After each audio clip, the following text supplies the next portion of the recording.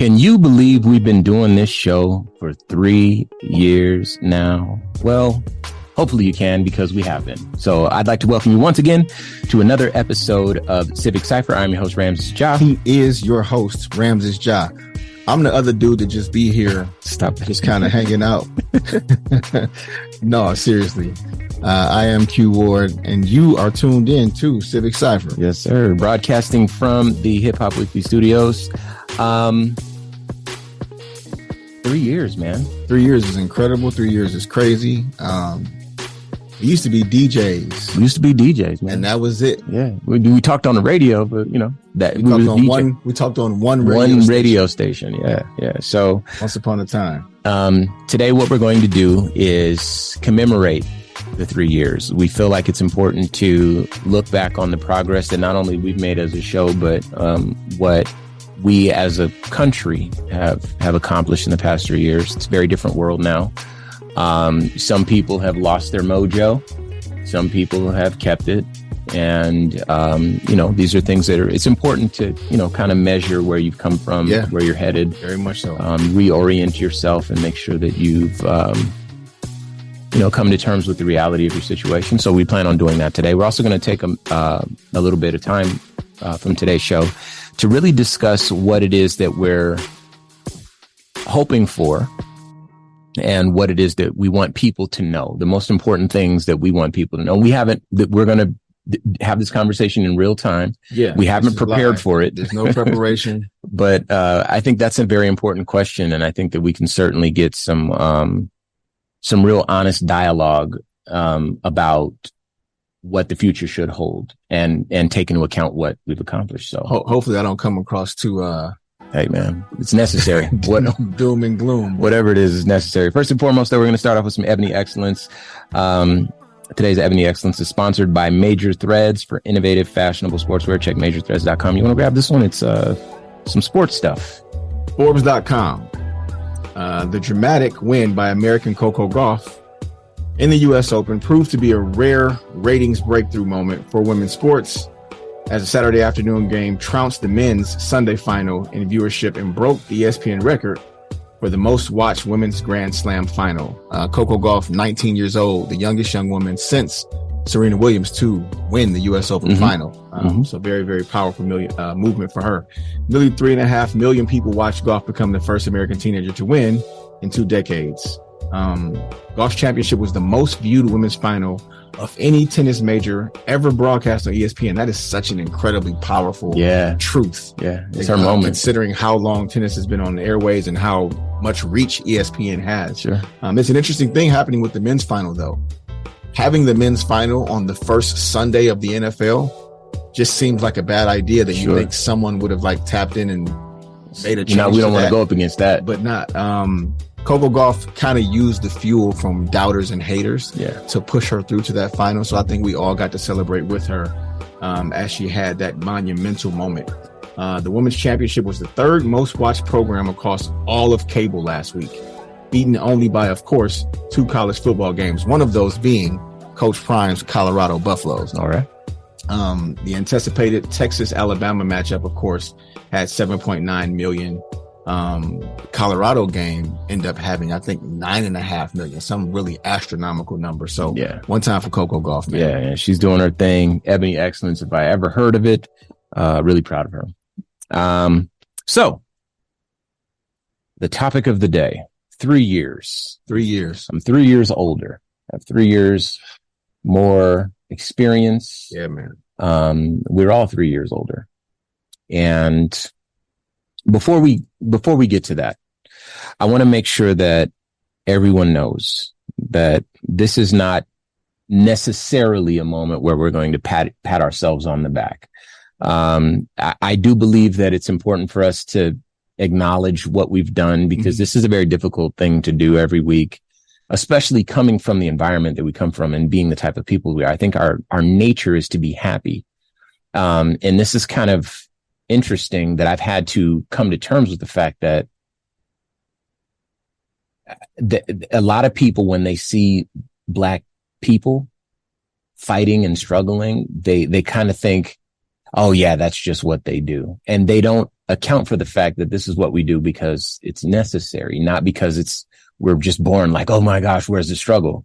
We want to be happy too. We want to spend our time doing whatever, not worried about stuff. We're normal people. Yeah, we do not seek out the struggle. No, not we're kind of born into these circumstances, and then we have to figure out the best we can how to either endure or escape. Sure, exactly. And those are kind of the choices that we're left with, but definitely not a decision that we make as a people, that we're just here for the struggle and the fight that comes with it. Right.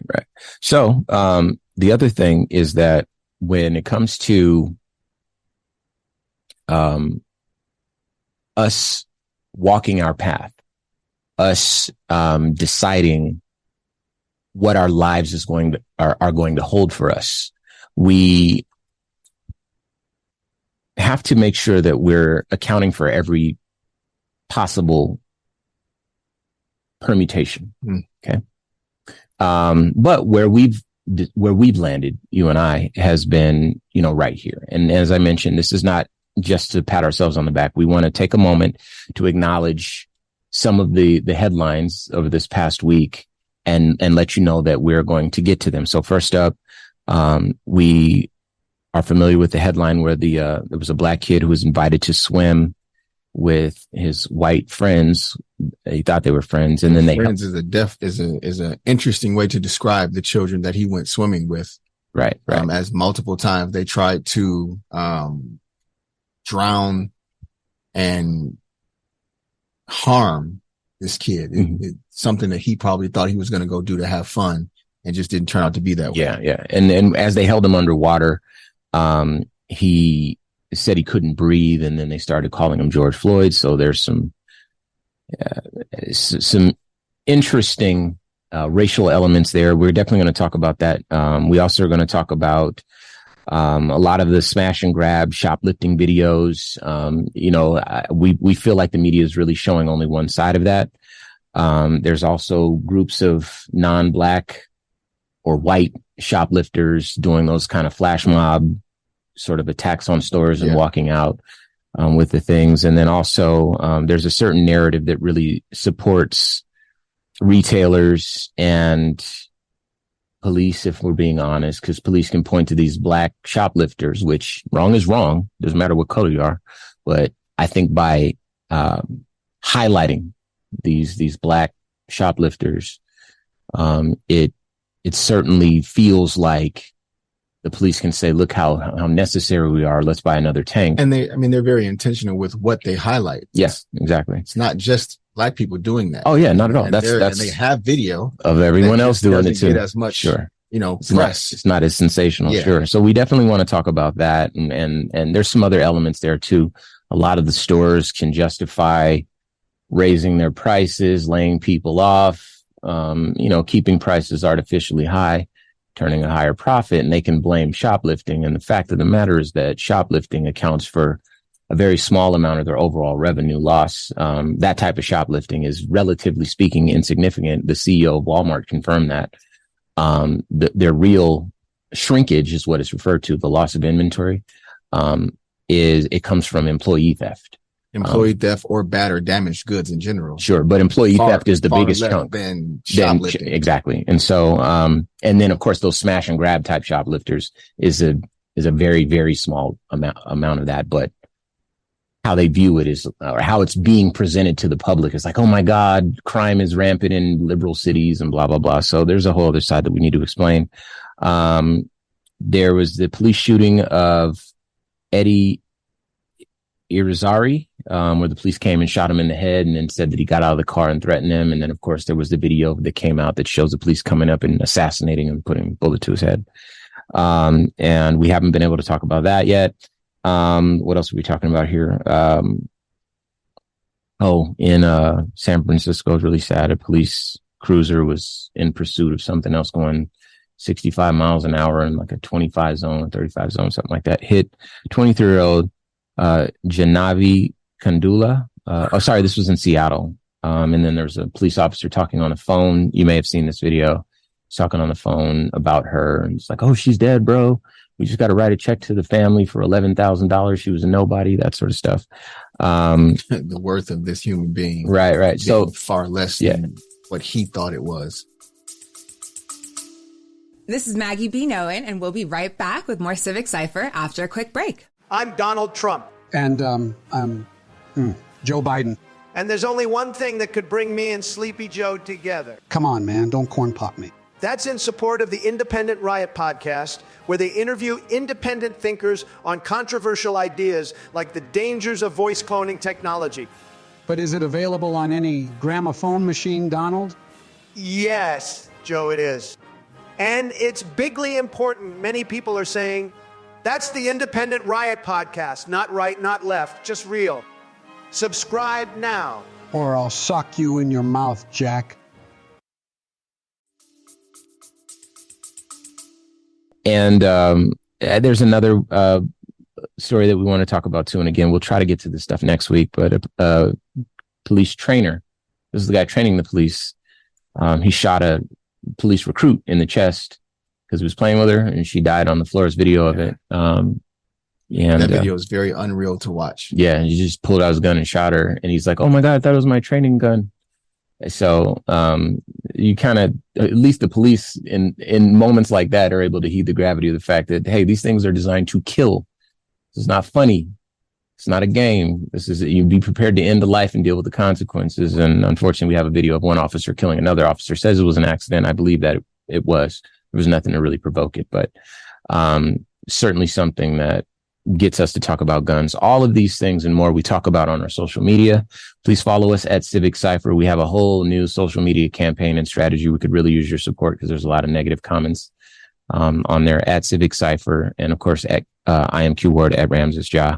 But at Civic Cypher is the main one. We have a whole plan. Your support will go a long way. But for now, back to our 3-year anniversary. So, in brief, for those who don't know, this show was born out of Q and I. We, as you mentioned, we worked at a hip hop station in Phoenix, Arizona. And in 2020, we felt like the hip hop station could do rather more than put a black square on Instagram and, join the blackout and put a hashtag. Yeah. And so we asked them if they could put a show on the air that really highlighted a lot of the leadership that was on the streets organizing the protest, and a show that really allowed us to speak to all the different races and cultures and backgrounds and people that were on the street to support Black people in that moment. We thought it was a beautiful moment. I know that we were out there with our children. We were celebrating. We were affirming our worth in our lives. I also don't want it to seem like it was just something that we thought. Yeah, everybody thought was a beautiful moment. Yeah, not just Black people. And not just Americans, the entire world responded to that moment collectively. Mm-hmm. And the fact that we were not putting the right amount of emphasis on it was something that kind of bothered us. Yeah. Which is what started that dialogue in the first place. Sure. So we asked the powers that be at the radio station, hey, can we get some of the leaders up on the station, talk to them about, what it is that we're going for, what we're trying to do, let people know where the next protest is. And then, of course, there's some disinformation and not entirely factual information coming from other media outlets. Yes, and indeed. We could really step in and clear up some of that these aren't riots, that, it's safe, to come and support. Anyway, long and the short of it is they ended up saying no to us and we resigned. We didn't feel that was appropriate. And the why is important. You can't tell the story without leaving out the why. But it's not just that they said no to us, but very specifically, they said that they didn't want to do a Black show. And I have to always remind people of two or of a few very, very specific points that make that messaging hit a little bit different. The first thing is that there were not a lot of Black people on air in Phoenix at the time. Yeah, I think we may have been the only two, and we were on the same show on the same station. Mm-hmm. So us representing the entirety of Black hip hop voices on the radio at the time. Secondly, there were different ways to try to give us that same message, right? In the spirit of giving people the benefit of the doubt.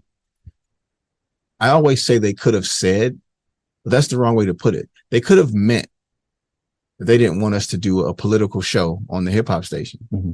And that would have made sense. They could have meant that we don't want to do a divisive show. We make our audience choose sides, and that's not what we want to do. We don't want to be so polarizing. They could have meant all of those things. What they meant is that they didn't want black. And the hip hop station, that's every dollar that they make is from black music and culture. Mm-hmm. Them specifically saying those words to us. That was really hurtful. That was more than just offensive. It was hurtful. And it hit in a way that those, I think they could have meant something very similar to that, but that's not what they meant. So that's not what they said. Because it would have been easier to say those other things, even if you meant we don't want to do black. Yeah. So it's that part of our story will always be the part that resonates with me the most. Sure. Because the person they said those words to is Ramses Ja. Yeah. So I'm glad you mentioned that, Q, because this has been a 3-year journey. So we appreciate everyone that's jumped on board along the way. But before this show existed, before it had a name, before we had the framework for it that we have now, and all the partners and the affiliates and all the news stations that have been, carrying the show, I had to feel that pain. I had to feel that hurt. I cried. As you can imagine, I'd been broadcasting ever since I graduated from college. That was the only job I knew. And I knew that if I quit the way that I was going to quit, by writing a resignation and taking you with me, and, that I might not broadcast ever again. And that was the only thing I know. So it's very scary. And imagine being in a position where the whole city knows who you are. You're very proud to have accomplished something like that. And I always did my best to do right by people. My family was proud of me, my friends, my mentors, everyone was really proud of me. And then I had to leave because it was the right thing to do. I needed to stand with the people. I needed to stand with my people. And I knew that it would come with me, but I made the choice for you. No, but the really interesting thing about having made that choice, I think it's important to point out, is things worked out. Mm-hmm. So in the rearview mirror, it seemed like, it looks great. We had this master plan and it worked out perfect. Yeah. And it's like, no, man, when Ramses quit on our behalf, there was no plan B. There was no backup plan. It was like, okay, I guess we just don't do radio anymore. Yeah. We got to figure out what's next. Yeah. But what's most important right now is being, our father's son, our son's father, mm-hmm. and brothers to each other, and, holding up the community in the way that we felt was our responsibility. Yeah. Even when it was not in our best fiscal interest to do so, because in our minds, not just that we resigned, but again, the way that we did it, there was no, you can't come back. No new opportunity coming after that. For people that don't know, we had to name names just to hold people accountable. We had to, call out the call letters. We got the community involved. Like, hey, listen, wrote the letter to the community, and then the newspapers want to come because, again, there's no black radio personalities on air at the time. So they're like, oh my gosh, the only black people are quitting because of, in the middle of these protests. And, so, with it being amplified like that, no one else wants to touch you as a radio personality. And as you mentioned, Q, it all worked out. Now you look back on it and it's, I don't know how many stations we're on, somewhere like over 70 stations around the country. And we're grateful for every single one and every single listener, because this is the noblest thing that I believe I've done in my adult life, career wise. Personally, obviously the most noble thing I can do is be a father to my son, but professionally, this is it. When they bury me, they won't say, oh, Ramses was a dope DJ and Ramses gave away a bunch of Cardi B tickets. They're going to say Ramses did what he could to make the world a better place. They're going to say Q did what he felt was right and created a more equitable society for people. And that's certainly, we're grateful for this Very journey much so. and that it worked out, and it continues to work out. Since then, and real quick, I do want to shout out our newest station, and Melissa Vaughn at WRIR FM in Richmond, Virginia. We've been trying to get on in Richmond for a long time, and we now have a footprint in Richmond. We have another couple of stations there. Shout out Wowie FM. Shout out Norfolk State University. They carry us in Virginia as well. So, but since then, in the past 3 years, we've managed to make some national headlines as a show. Obviously, late last year, we had some an interesting period in our show where we acquired a trademark for to make clothes branded with the phrase "White Lives Matter," effectively preventing Kanye West from releasing clothes that said that to the public, which is why you don't see kids wearing that nonsense at the mall. And I want to always say, because there are people that push back, I always want to say that we obviously know that white lives matter. We believe that white lives matter, and we believe that all lives matter. But at present, we are affirming that Black lives matter, and anything that interferes with that messaging we feel is hateful and divisive. And so our owning that mark doesn't mean that we don't believe in it. It just means that we're able to keep people from profiting off of what we consider to be hate. But that's something that's happened in the past 3 years. Obviously, partnerships with Radio Pacifica, iHeartMedia, various personalities and companies around the country. Shout out Big Boy, shout out Bootleg Kev, shout out I couldn't even name them. Queen Najah, shout out Steve Earnhardt. Steve, yeah. Let's start there. Yeah, the man, person that believed in us and gave us a shot right after we effectively turned the lights out at our previous station, and it gave us the blueprint for syndication. So he's the architect of these however many stations we're on now. Want to shout out a couple other special people, Ali and Jan.